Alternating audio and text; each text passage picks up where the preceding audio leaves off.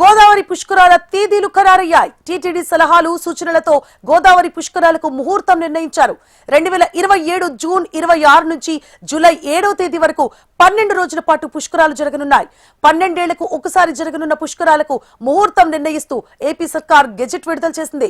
TTD ఆస్థాన సిద్ధాంతి తంగిరాల వెంకటకృష్ణ పూర్ణప్రసాద్ అందించిన పండితాభిప్రాయం ఆధారంగా ప్రభుత్వం ఈ తేదీలను ఖరారు చేసింది. టీటీడీ సిద్ధాంతి సిఫార్సులను దేవాదాయ శాఖ కమిషనర్ ప్రభుత్వానికి నివేదించగా ప్రభుత్వం వాటిని ఆమోదించి తుది నిర్ణయం తీసుకుంది. రైట్, మరిన్ని డీటెయిల్స్ ని మా ఏపీ బ్యూరో చీఫ్ హరికిషన్ అందిస్తారు. హరికిషన్.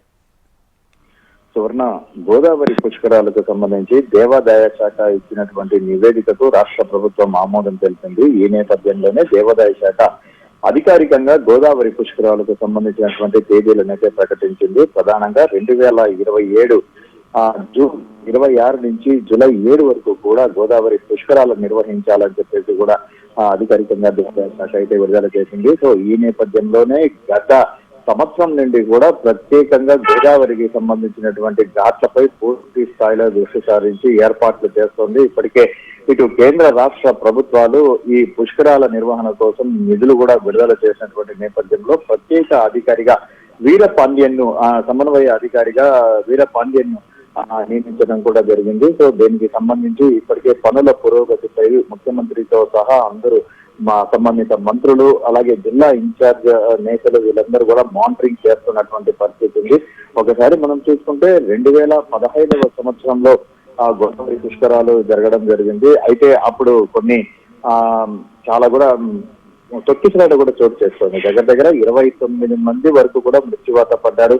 సో అటువంటి ఘటనల దృష్ట్యా ఒక్కసారిగా దేశవ్యాప్తంగా పెద్ద ఎత్తున భద్రత పైన అంటే పుష్కరాలకు సంబంధించినటువంటి భద్రత పైన పెద్ద ఎత్తున చర్చ కూడా జరిగింది. సో ఈ నేపథ్యంలోనే ఇటువంటి పుష్కరాలు నిర్వహించేటటువంటి సమయంలో ఎటువంటి భద్రతలు తీసుకోవాలి, ఏ జాగ్రత్తలు పాటించాలి, ప్రధానంగా క్రౌడ్ మేనేజ్మెంట్ ను ఏ రకంగా చేయాలి అన్న దానిపైన కూడా పూర్తి స్థాయిలో దృష్టి సారించినటువంటి నేపథ్యంలో సో దీన్ని తీసుకున్న తర్వాత అలాగే కృష్ణా పుష్కరాలు తర్వాత మహాకుంభమేళ లాంటిది అంటే దేశంలో జరిగినటువంటి అనేక పుష్కరాలకు సంబంధించి ప్రధానంగా దృష్టి సారించినట్టు తెలుస్తుంది.